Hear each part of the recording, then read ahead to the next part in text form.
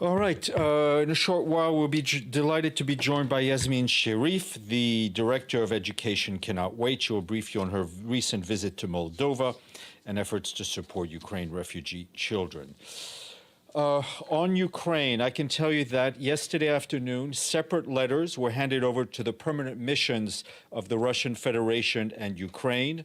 In these letters, the Secretary General asked President Vladimir Putin to receive him in Moscow and President Volodymyr Zelenskyy to receive him in Kyiv. The Secretary General said, at this time of great peril and consequence, he would like to discuss urgent steps to bring about peace in Ukraine and the future of multilateralism based on the Charter of the UN and international law.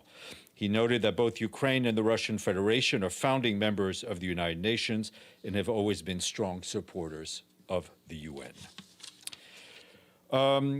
On what is going on the ground, I can tell you that we are gravely alarmed by the mounting humanitarian crisis in Ukraine amid intensifying Russian offensive.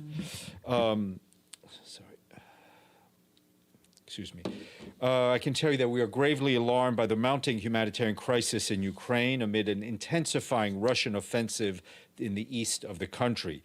Today, the UN Crisis Coordinator for Ukraine, Amina Wad, warned that the loss of life and severe trauma caused by attacks on hospitals, schools, places of refuge is utterly shocking, as is the devastation of critical civilian infrastructure in the country. The UN Refugee Agency, for its part, said that 5 million people have now fled Ukraine. More than 7 million are displaced within the country, and 12.65 million are estimated to be directly impacted by the war, stranded in a war zone, or unable to leave. Our humanitarian colleagues are also telling us that a new UN-led interagency humanitarian convoy has safely reached Chernihiv, a city in northern Ukraine that has been besieged until recently and is heavily impacted by the war. This is the first time the UN and our humanitarian partners have managed to deliver much-needed assistance to people living in Chernihiv and nearby communities, and the fifth successful interagency convoy since the escalation of the hostilities. Today's convoy delivered 9 trucks of critical relief supplies for more than 13,800 people in Chernihiv that will be distributed by the Ukrainian Red Cross Society and their local partners. It includes food for 5,000 people, infant cereals for more than 1,600 children, plastic sheeting, jerry cans, blankets for 3,000 people, thermal blankets and solar lamps for about 2,500 people, and water supplies for more than 1,600 people. While these relief items will help alleviate the suffering of thousands of people in Chernihiv, it is still very much far from what is needed right now in Ukraine. The ongoing conflict is putting millions at risk of losing access to food, water, shelter, heating, and essential medicines. To address these massive and growing needs at the speed and scale required, we need constant, free, and sustained access. The main humanitarian challenge is to secure safe access in areas with ongoing fighting. We, along with our partners, still have not been able to reach areas where people are in desperate need of support, notably Mariupol and Kherson, despite extensive efforts and the ongoing engagement with the parties to the conflict. We are continuing our dialogue with both parties with the aim of urgently and immediately and consistently negotiating and facilitating the delivery of critical humanitarian assistance to the people who've been hardest hit by the conflict. For its part, the UN Population Fund warned that the war in Ukraine continues to cause terrifying suffering, destruction, and displacement, taking a disproportionate toll on women and girls. To respond to soaring humanitarian needs in the country, UNFPA is coordinating and bolstering life-saving sexual and reproductive health services and protection and response services for survivors of physical and sexual violence. The agency says more than 13 metric tons of reproductive health were delivered to 7 hospitals in Dnipro, Kharkiv, Kyiv, Zaporizhia, and an additional 27 tons of critical reproductive health supplies and medicines have arrived in Ukraine and will be distributed to maternity hospitals in Chernihiv, Sumy, Kherson, Mykolaiv, and 4 more cities to meet the needs of more than 1.5 million people. And another 41 metric tons are scheduled to arrive later in May. UNFPA is also distributing dignity kits and essential items to support women's hygiene. On the funding part, to date, 68% of the $1.1 billion requested by the initial humanitarian flash appeal has been funded. The continuing increase in humanitarian needs has pushed us to revise the amount requested to $2.24 billion, and we urge donors to convert their generous pledges into real cash, and others who have not pledged to do so as well. As you know, the Security Council held a meeting on Ukraine yesterday afternoon. Briefing council members were the head of the International Organization for Migration, Antonio Vitorino, and he said that he saw firsthand the price that civilians are paying for the conflict, and he said he was also very much alarmed by reports of discrimination and xenophobia against third country nationals fleeing Ukraine. For her part, the Deputy High Commissioner for Refugees, Kelly Clemens, called on Security Council members to put aside their differences and find a way to end the war. Also want to flag that this morning the Security Council held close consultations on the UN mission for the referendum in Western Sahara, otherwise known as MINURSO. Staffan de Mistura, the personal envoy for Western Sahara, briefed, as well as Alexander Ivenko, the special representative of the Secretary General and head of MINURSO. They both briefed via VTC.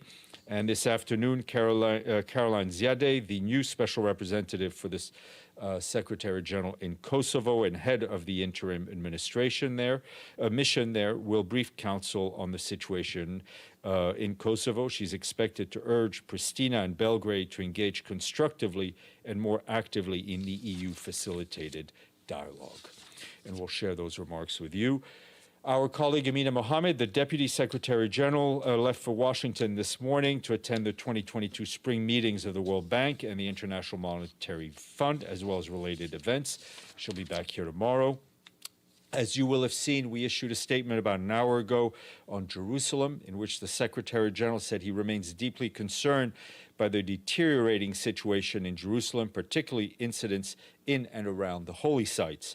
He is actively engaged with leaders to do all they can to lower tensions, avoid inflammatory action and rhetoric, and to restore calm. The provocations must stop immediately, he said. The ongoing holy days for Muslims, for Jews and Christians should be a period of peace and reflection, not incitement to violence. The Secretary General reiterates that the status quo at the holy sites in Jerusalem must be upheld and respected. He is committed to supporting Palestinians and Israelis to resolve the conflict on the basis of relevant UN resolutions, international law, and bilateral agreements. The Secretary General also reaffirmed the need to avoid the excessive use of force and to stop all unilateral measures like settlements and evictions that can undermine the two-state solution. On Mali, our human rights colleagues are telling us that they're extremely concerned that the authorities in the country have still not granted UN human rights investigators access to the village of Mora, where, as you know, Malian armed forces, reportedly accompanied by foreign military personnel, allegedly carried out summary executions and multiple other serious violations during a military operations more than 3 weeks ago. Our colleagues tell us that the exact death toll is still unclear. The Malian army has acknowledged that it killed 203 fighters from, quote, armed terrorist groups and arrested 51 people in what they say was a large-scale military operation in the area. Our Office for Human Rights says preliminary information suggests the majority of victims were actually civilians. UN Human Rights Office notes that the Malian transitional authorities have opened investigation of their own into the incidents, but they call on the transitional authorities to ensure that investigation is timely, thorough, independent, and impartial, stressing the need for them to provide prompt, safe, and unhindered access to the area to the UN mission's own investigators. The UN Human Rights Office adds that an independent, on-the-ground investigation is critical and that time is of the essence to ensure accountability and prompt and effective justice for the victims.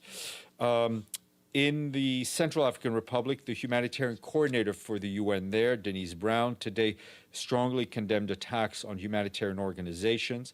In the latest attacks on the 7th and 9th of April, 6 aid workers and health district workers were injured, one seriously while on mission in the south of the country. These attacks forced one of the concerned organizations to suspend its mobile clinics and its activities to improve the access to clean water to 11,000 people in remote areas in the Basse-Kotto prefecture. Since the beginning of the year, 43 security incidents affecting humanitarian organizations were recorded in which 11 aid workers were injured.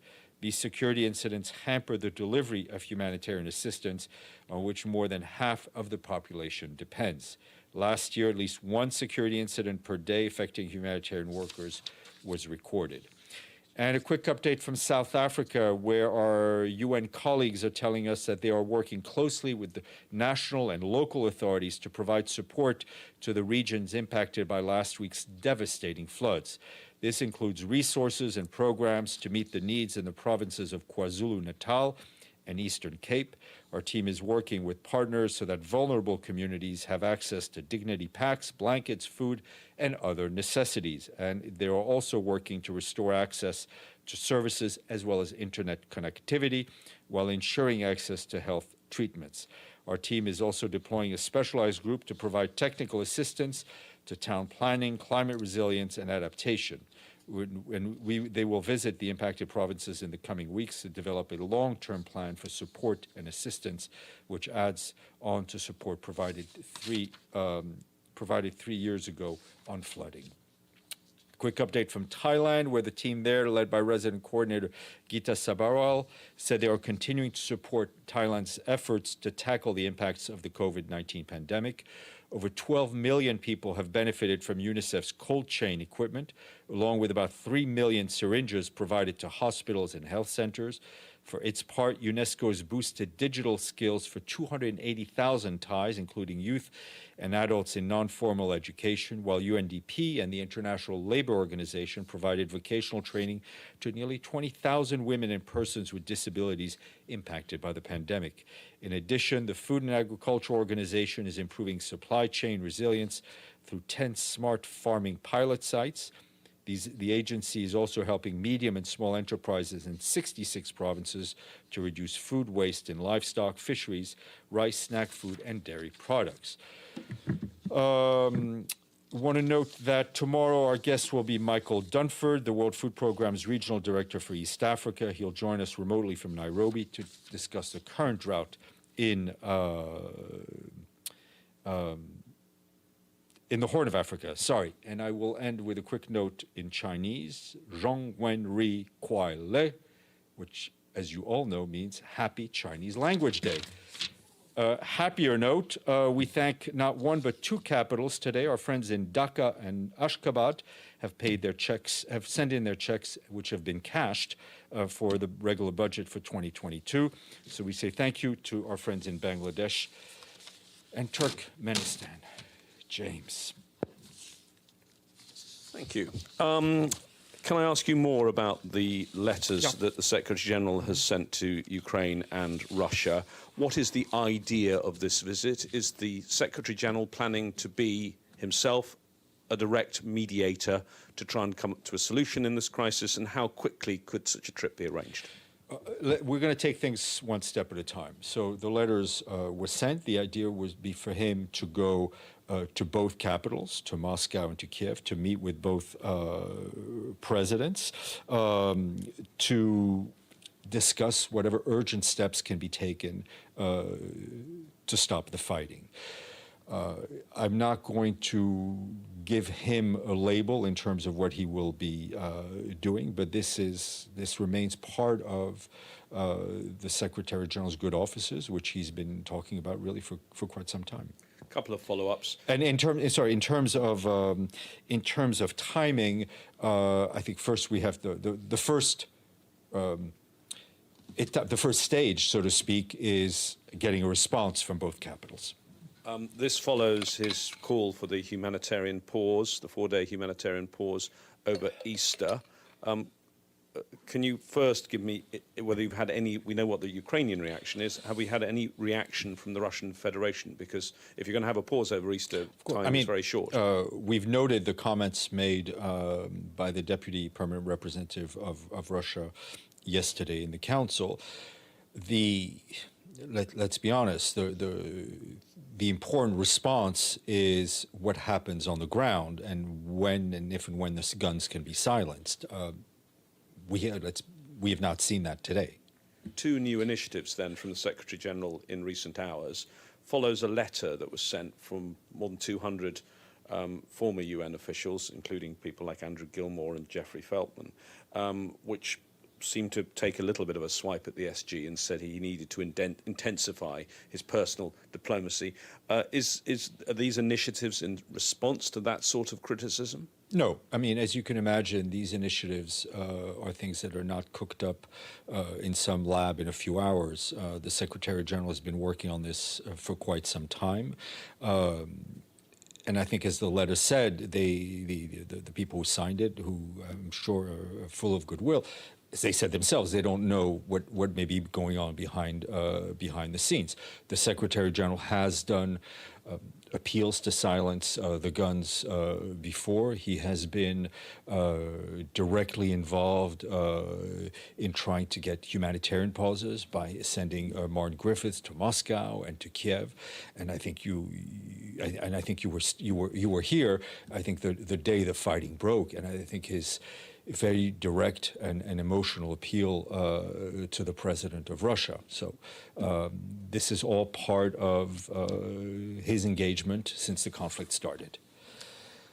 Celia, and then... Going back to Mali, does it mean that the UN is not able to do the job, like to investigate? I mean, what will happen? Well, that's exactly what it means. I mean, we cannot... Yeah, but I mean, we cannot force our way into the town. We need the authority. We need the Malian transitional authorities to let us in. So it is critical for any investigation to have a presence on the ground. There are other methods that investigators can use to gather information, but really a centerpiece of any investigation needs to be a visit to the ground. We are continuing to talk to the Malian transitional authorities to try to get access. Yeah, but what is the point to have a mission in a country if the mission cannot do its work? Well, I mean, I think you will have seen by what we have said here for the last months, if not years. We talk about what the mission is doing, going out, they're putting themselves in the front lines, paying the ultimate price, protecting civilians, doing what they can to fulfill the mandate. But there are certain things where we need the authority. I mean, the UN is not the mission is not the colonial administration in Mali. The UN is there to support the Malian state and the Malian people. We need to work in cooperation with them, and we try to as best as we can. Mr. Abadi. Thank you, Stefan. Follow up to James' question.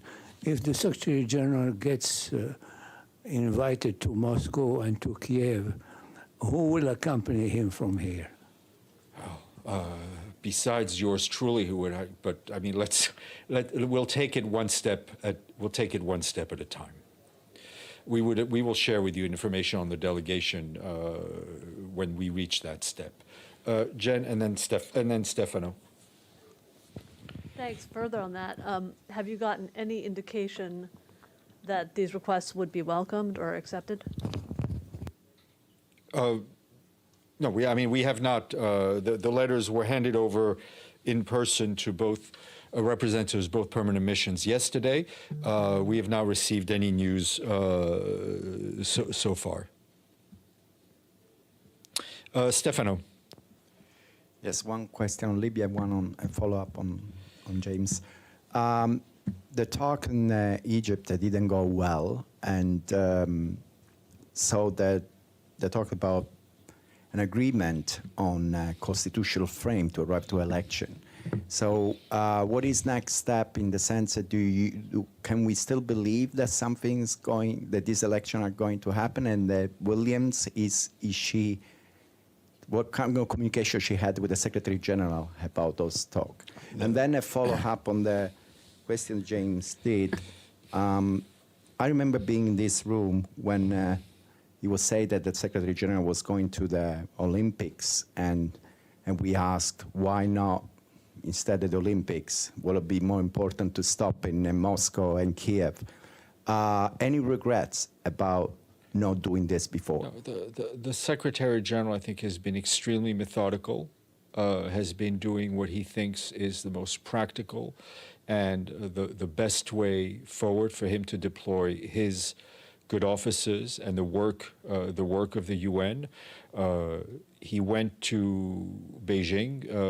Mr. Putin, as you will recall, left right that evening after the ceremony, and he was not able to see him.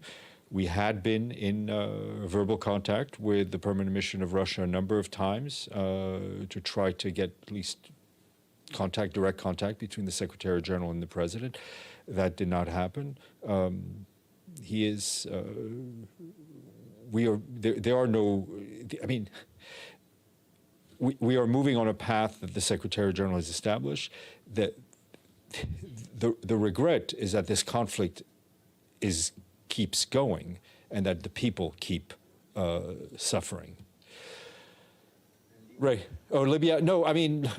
Listen, what is happening is clear for all to see. Ms. Williams will continue to engage with the leadership and the different political actors on Libya, trying to get them to come together. Ray.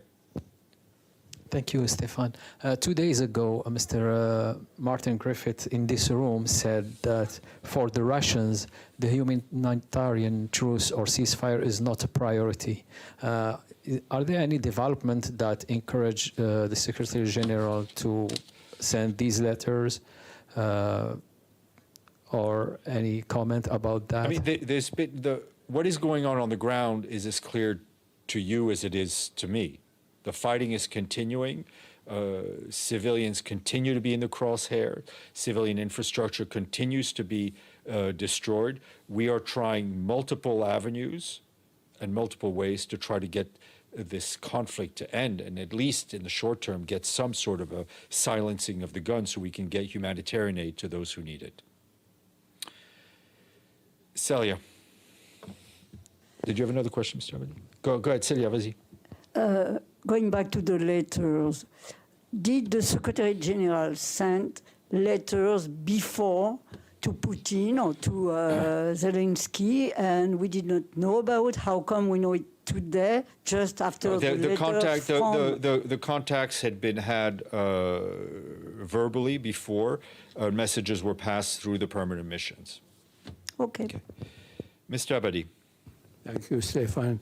A few weeks ago, the Secretary General addressed the Assembly on peace building, and he said he asked the Fifth Committee to allocate $100 million in assessed contribution for peace building. What amount of that amount will be devoted to preventive diplomacy? He also said that private investment will be involved. Can you explain?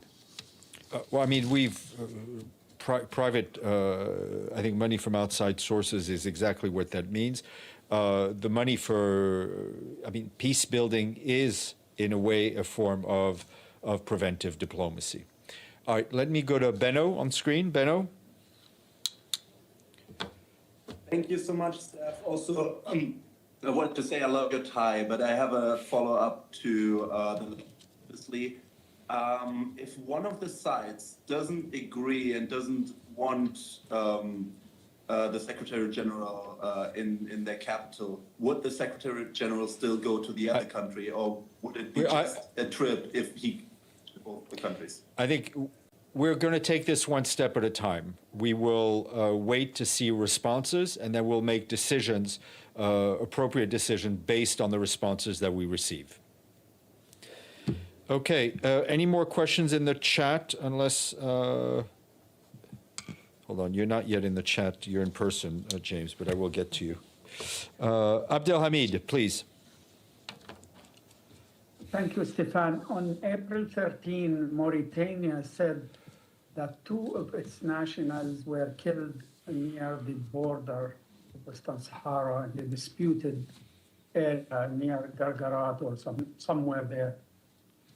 Did Min also confirm the incident? Did it happen or it just? I don't have any information on that. I can try to check, but I have not seen anything. Okay. Thank you. Thank you. James, and then we'll go to our guest. A couple of one more Ukraine-linked one. Russia has been carrying out missile tests, including a new ICBM. Given the crisis going on at the moment, does the UN see this as provocative? Look, we are always. I think we would reiterate our call for continuing disarmament and a lowering of arsenals of such weapons. One on Yemen. The Yemeni Network for Rights and Freedoms, which is a body that represents more than 50 local NGOs, human rights organizations, is saying that there have now been 203 violations of the truce since it came into effect by the Houthis. So I suppose the question is, when is a ceasefire no longer a ceasefire? Let me check on what we are monitoring and what we're. Okay, and I have another one that you'll probably have to check on. But I'm somewhat confused. This was a story at the end of last year. The representation of Myanmar in Afghanistan. Myanmar, we know what was decided by the Credentials Committee, which was to leave things in place.